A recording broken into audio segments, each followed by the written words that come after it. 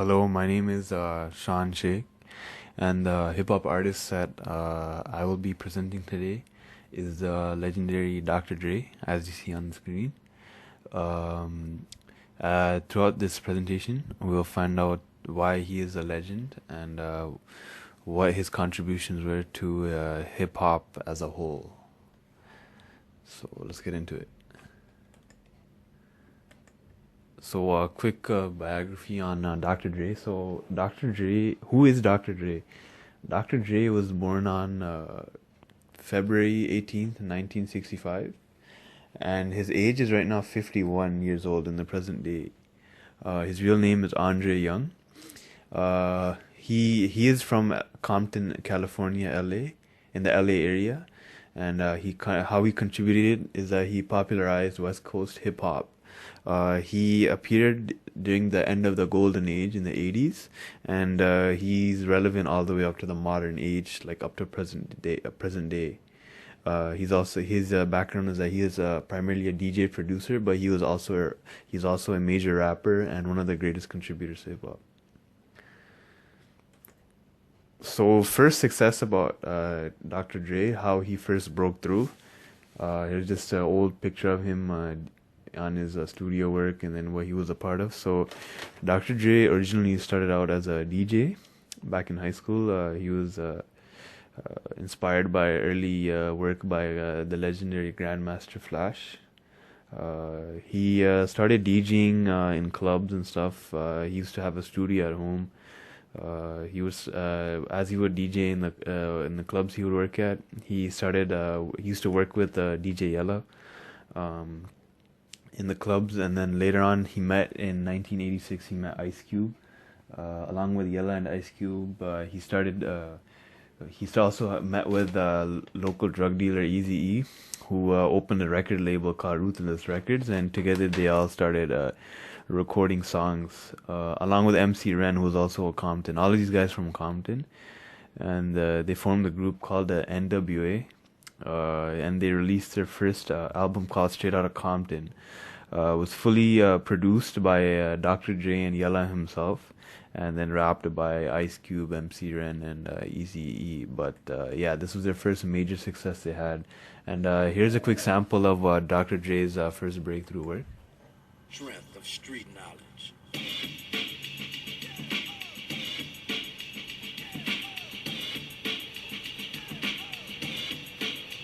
Straight out of Compton, crazy motherfucker named Ice Cube. From the gang called niggas with attitudes. When I'm called off, I got a sawed off. Squeeze the trigger and buy. So as you can see, that was one of Dr. Dre's first early success.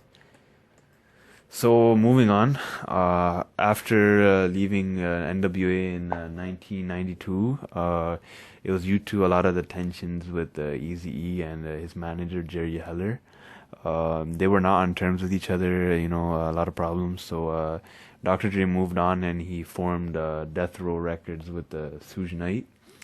Suge Knight himself was a bodyguard for the DOC back in the NWA, and they formed the Death Row Records, and they released Dr. Dre released his first debut solo album called The Chronic, which was a smash hit and also prominently featured one of the biggest superstars of the 90s. His name was Snoop Dogg, as you can see in the picture right here. So Death Row also later on to sign another superstar who would be a big force in the 90s, mid 90s. His name was Tupac. Tupac would emerge as the rival and the initiator of the West versus East rivalry that had occurred. By 1996, we saw the violent death of Tupac and later on Biggie, and by end of 96, Dr. Dre had left Death Row Records because it was crashing as they were dependent on Tupac in the mid 90s. Here's a quick sample of one of Dr. Dre's smash hits with Tupac. Now let me welcome everybody to the Wild Wild West, a state that's untouchable like Elliot Ness. The track hits your eardrum like a slug to your chest. Got a best for your Jimmy in the city of sex. We in that sunshine state where the bomb ass him be. The state where you never find a dance floor empty and pimp speed. On a mission for them greens. Lean, mean, money making machines, serving fiends. I've been in the game for 10 years making rap tunes. Emphasis on Okay, so moving on, there was just the 5 minute Jing video limit was reached, but we're just filming again. So moving on, before we move on, so in this picture you'll see in the middle is Tupac, on the top left is Dr. Dre, on the far right is Snoop Dogg, and then on the bottom is 2 images of Suge Knight. Also to note is that Snoop Dogg was also a part of Death Row, and he released his own smash hit album called Doggy Style. So by the end of the 90s, after Death Row had crashed in 96 and Dr. Dre had left, he formed his own label again called Aftermath Entertainment. This time he was only in charge, no co-ownership. This is where he had his most recent success. In 1999, he released another studio solo album called 2001. And this album was one of the biggest hits that he ever had, even bigger than the recent album that he dropped last year. 2001 went back to his gangsta style rapping roots, and it had smash hits like Still DRE and The Next Episode, also prominently featuring Snoop Dogg. Also, under the Aftermath label, he signed one of the greatest of all time rappers, one of the best selling hip hop artists is Eminem, who's actually a white male rapper from Detroit. You can see on the far left in this photo. And he also in the early 2000s signed 50 Cent, who's in the middle, one of the East Coast rapper who with a gangster style, who's also a smash hit rapper. And he also produced for a lot of both of the artists' works. He produced for like Eminem Show and Marshall Mathers LP, a lot of Eminem's work.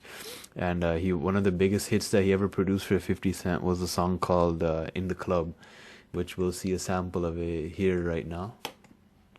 Bottle full of bug, mama, I got what you need. If you need to feel the buzz, I'm into having sex, I ain't into making love. So come give me a hug, you into getting rough. You can find me in the club. Bottle full of bug, mama, I got what you need. If you need to feel the buzz, I'm into having sex, I ain't into making love. So come give me a hug, you into getting rough. When I pull up out front, you see the Benz on dub. When I roll 20 deep, it's always drama in the club. Okay, so moving on. In recent years, Dr. Dre has still been around, but not as much as back in the early 2000s. Recent years, Dr. Dre signed one of the biggest modern-day superstars, present-day superstars. His name's Kendrick Lamar, a mainstream rapper, also from Compton. Very good, one of the best lyricists today, up there with J. Cole, another mainstream hip-hop artist. And Dr. Dre also had founded one of the biggest electronics company ever, named Beats by Dr. Dre. For the last 8 years, it was one of the biggest headphone producers of electronics, and he recently had sold it for $3 billion, a brand, to Apple, which makes Dr. Dre the rap's first billionaire. And so moving on, we want to evaluate this artist now. So what I think about the strengths of Dr. Dre in general, what makes him so legendary is that he was a DJ and beat producer, and he was one of the best DJs and beat producers from the West. A lot of artists always wanted him to produce for their tracks and everything. So also his other strength was that he was one of the best at finding new talent. Without Dr. Dre, there would not be no Kendrick Lamar, no Tupac, no Eminem, no 50 Cent, no Snoop Dogg, which were all some of the greatest rappers of all times that he had produced. But one of Dr. Dre's biggest weaknesses is that he's a weak lyricist as a rapper, and he often had ghostwriters, which he had confessed throughout his career, to write his verses. So he did do a lot of rapping and had his albums, but he's not a lyricist. He's not the best lyricist. He's the best producer of all time. But nonetheless, is that he did a lot of work for the hip hop industry, and without him, we would not have seen some of these other artists. So also connection to other themes is that he was a part of the golden age, as I said before. He was part of the West versus East age, and still relevant in the modern age. Without him, I think hip hop would have been completely different without Dr. Dre. So yeah, big ups to Dr. Dre, and here's my citation. You can pause that. So it concludes my presentation.